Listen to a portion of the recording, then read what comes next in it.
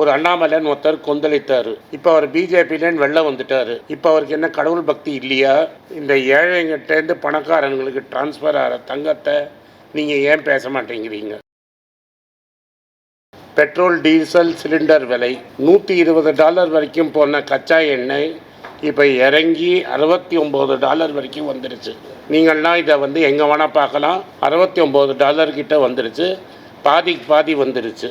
ஆனால் எந்த லெவலில் போருக்கு முன்னாடி இருந்ததோ அந்த லெவலோட கம்மியாகவே வந்துருச்சு கச்சா எண்ணெய் விலை. ஆனால் நம்ம விலையை 100 108 ஏற்றினவங்க 108 குறைக்கிறத பற்றி பேச மாட்டேங்கிறாங்க.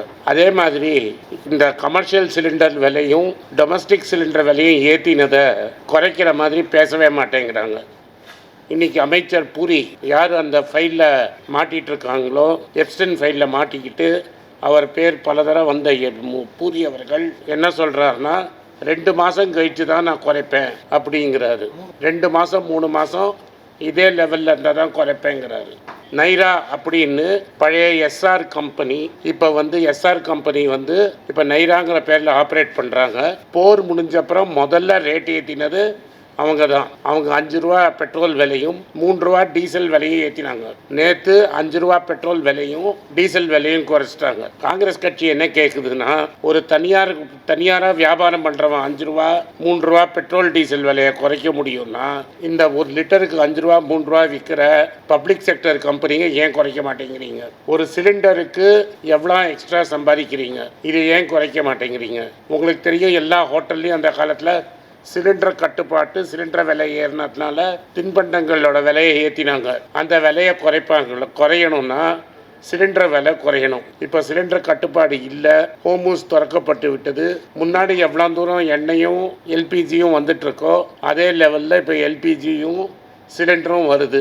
ஏன் நீங்கள் ரேட்டை குறைக்க மாட்டேங்கிறீங்கிறது தான் எங்களுக்கு பெரிய கேள்வி. இது இந்த அரசாங்கம் எப்போதும் கடைபிடிக்கிறது தான். அதாவது ஏழைகளும் நடுத்தர வர்க்கத்திலேருந்து இருக்கிற பணத்தை எப்படி அதோட பணக்கார நண்பர்களுக்கு மாற்றுறது அப்படிங்கிறது தான். உங்களுக்கு எல்லாம் தெரியும், இந்தியாவோட லார்ஜஸ்ட் ரிஃபைனர் ஒரு பெரிய மும்பை இந்தியன் டீமோட ஓனர். பாவம், அவருக்கு இப்போ லாபம்லாம் கம்மியாயிடுச்சு. பப்ளிக் இஷ்யூ போட போகிறாரு. அது மாதிரி அவர் ஒன்றும் விலையை குறைக்கல அவரோட பெட்ரோல் பங்க்கில்.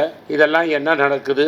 எப்போ அதை குறைக்க போகிறீங்க? எதுக்கு 3 மாதம் அப்படின்னு தெளிவாக சொல்லுங்கள். என்ன சொல்கிறாங்கன்னா, எங்களுக்கு நஷ்டம் ஜாஸ்தி ஆகிடுச்சு, அதனால குறைக்க போகிறோன்னு. போரே நடந்தது 3 மாதம். அதுக்காக 3 மாதம் நீங்கள் குறைப்பீங்களா? அதே மாதிரி $40 $25 கச்சா எண்ணெய் விலை விற்கும்போது கூட நீங்கள் $100 வாங்கிட்டு இருந்தீங்க. அந்த $100 எப்படி, அந்த $100 என்ன ஜஸ்டிஃபிகேஷன்? இந்த விலையை குறைச்சிங்கன்னா இன்றைக்கி அரிசி விலையாக இருக்கட்டும், சமையல் எண்ணெயாக இருக்கட்டும், பருப்பாக இருக்கட்டும், எல்லா விலையும் ஏறி இருக்குது. ஏன்னா எல்லாத்துக்கும் தேவை டீசல் விலையை நீங்கள் குறைச்சாதான் இந்த விலையெல்லாம் குறையும். இப்போ இன்னும் ஒரு 3 மாதம்னா இந்த மான்சூன் சீசன் ஃபுல்லாக குறைக்க போகிறது இல்லைன்னா இந்த விலை என்ட்ரன்ஸ் ஆகிடும். அதனால் இந்த கோரிக்கையை எங்கள் எல்லா தமிழ்நாடு காங்கிரஸ் எம்பிகள் பிரதமருக்கு கடிதம் எழுத போகிறாங்க.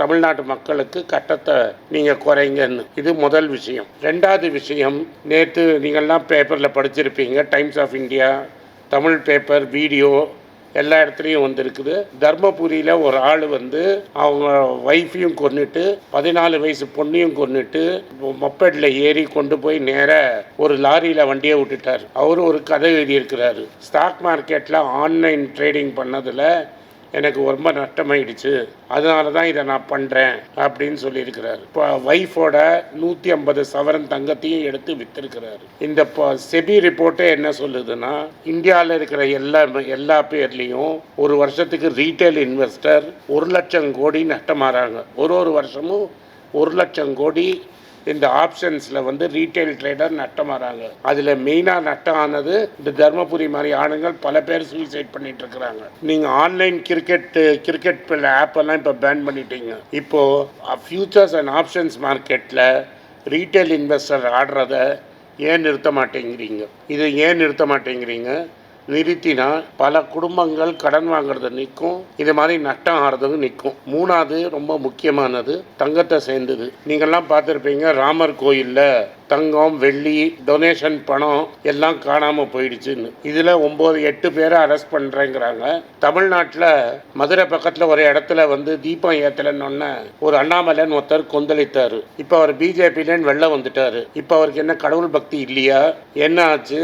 ஏன் வந்து இதை பற்றி அவர் ஒரு வார்த்தை கூட பேசல? இந்துக்கா ரத்தம் கொதிக்கிறவர் ஏன் இதை பற்றி அண்ணாமலை ஒரு வார்த்தை பேசலை? இத்தனை நாள் எங்கள் கொள்கையை பிஜேபி எதுக்கிறது தான் எங்கள் கொள்கை அப்படின்னு பேசினவங்களும் இந்த ராமர் கோயிலில் அடித்த கொள்ளையை பற்றி ஒரு வார்த்தை பேசலை. ஏன் இந்த மௌனம்? பிரதமர் ஒரு பாட்காஸ்ட், மாண்புமிகு பிரதமர், பாரதிய பிரதமர் ஒரு பாட்காஸ்டில் இந்தியர்கள் தங்கம் வாங்கிறது இல்லை, இந்த இந்தியா வந்து நான் கேட்ட அப்பீல்னால மக்கள் தங்கத்தை வாங்குறதை நிறுத்திட்டாங்க, அதனால் 50 டன் தங்கம் வாங்குறது இந்தியா இறக்குமதி பண்ணுறது கம்மியாக இருக்குது, இது நாட்டுக்கு நல்லது அப்படின்னு. ஆக்சுவலாக நீங்கள் ஆர்பிஐ ரிப்போர்ட் பார்த்தீங்கன்னா இந்தியாவிலேயே வந்து தங்கத்தை நடுத்தர மக்கள் 50 டன்னு அவங்க கையை விட்டு போயிருக்கு, அவங்கள்ட்டேருந்து பணக்காரங்க கைக்கு போயிருக்கு. இது எப்படி போயிருக்குன்னா இந்தியாவிலேயே எல்லா அடகு கடையிலையும் பேங்க்கு, மணப்புரம், முத்தூட்டு இது மாதிரி கடையில் தங்கத்தை வச்சு தங்கத்தை மீட்க முடிக்காதவங்களுக்கு இப்போ பல அட்வர்டைஸ்மெண்ட் வருது. இந்த அட்வர்டைஸ்மெண்ட்டில் தங்கத்தை மீட்க முடியலன்னா நல்ல விலையை கொடுத்து நாங்களே தங்கத்தை வாங்கிக்கிறோன்னு வாங்கி இந்த தங்கத்தை உருக்கி இந்த மிடில் கிளாஸும் ஏழையின் தங்கத்தை பணக்காரனுக்கு நீங்கள் தானம் பார்த்துட்ருக்கிறீங்க. தங்கத்தின் விலையை நீங்கள் டேக்ஸ் போட்டு 1000 ரூபாய் ஏற்றிருக்கீங்க. இதெல்லாம் நீங்கள் பண்ணும்போது இந்த ராமர் கோயில் தங்கம் எங்கே போச்சு? ரெண்டாவது, இந்த ஏழைங்கிட்டேருந்து பணக்காரங்களுக்கு டிரான்ஸ்ஃபர் ஆகிற தங்கத்தை நீங்கள் ஏன் பேச மாட்டேங்கிறீங்க? வேலை வாய்ப்பு இல்லை, ஐடியில் வேலை போகுது, ஐடி மாதிரி இடத்துல வேலைக்கு சம்பளம் ஏற்றலை, ஆனால் விலைவாசி ஏறிடுச்சு. இது நீங்கள் நிறைய ரீல்ஸ் பார்த்துருப்பீங்க. இதனால்தான் கடன் வந்து ஏறி இருக்குது. சில பேர் நம்ம தர்மபுரி ஆள் மாதிரி கடன் வச்சு மங்காத்தாடி பணத்தை விட்டுருக்குறாங்க. இதுக்கும் சர்க்கார் பதில் சொல்கிறது இல்லை. ஏழைங்கள்டேன்னு பிடுங்கி தங்கத்தை வந்து பணக்காரங்கள்கிட்ட கொடுத்துட்டு தங்கம் இறக்குமதி குறைஞ்சி போயிடுச்சு அப்படிங்கிறாங்க. இன்னொரு விதமாக தங்கம் வருது. நீங்கள் யாராவது ஏர்போர்ட்லாம் ரீசெண்டாக போயிருந்தீங்கன்னா உங்களுக்கு தெரியும். துபாய், சிங்கப்பூர், கொலம்போ இது மாதிரி ஊர்லலாம் உள்ளே வரவங்க குருவி வியாபாரம் பெருசாகிடுச்சு. பிரதமர் சொன்னார் நீங்கள் பக்கோடா போட்டால் தப்புன்னு. இப்போ 1000 ரூபாய் நீங்கள் தங்க விலை ஏற்றினதுனால எல்லா ஏர்போர்ட்லேயும் சரி, கடற்கரை ஓரத்துலையும் சரி, எல்லா இடத்துலையும் கோல்டு ஸ்மக்லிங் இன்க்ரீஸ் ஆகிருக்கு. அப்போ மக்கள் தங்கம் வாங்குறது குறையில. 2 விதமாக தங்கம் உள்ளே வருது. ஒன்று ஸ்மகிள்டு கோல்டு உள்ளே வர்றது ஏறி போயிருக்கு.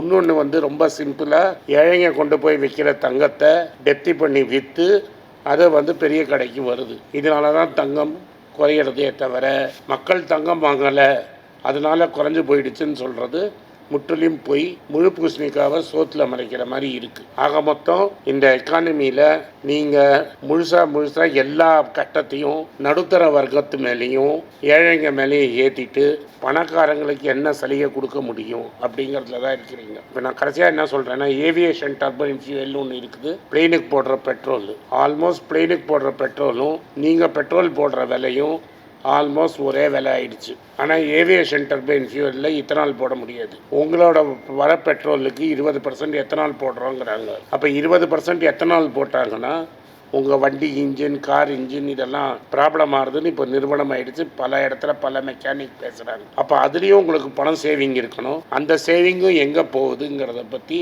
ஒரு ரிப்போர்ட்டும் கிடையாது. விலைவாசியும் குறையில. இப்போ 1 லிட்டரில் பெட்ரோலில் 200 மில்லி எத்தனால் நீங்கள் போடுறீங்கன்னா அந்த சேவிங்ஸ் வர பணம் எங்கே போகுது? ஆக மொத்தம் நீங்கள் அந்த 100 ரூபாய்க்கு கம்மியாக போய் நீங்கள் வந்து 85 ரூபா 90 ரூபாய்க்கு பெட்ரோலை கொடுக்கணும், இதே டேக்ஸை வச்சுக்கிட்டு. ஸோ ஆக மொத்தம் உங்களுக்கு மிடில் கிளாஸு, பணவீக்கம், அதுக்கப்புறம் கோவிலை பற்றியெல்லாம் கவலை கிடையாது.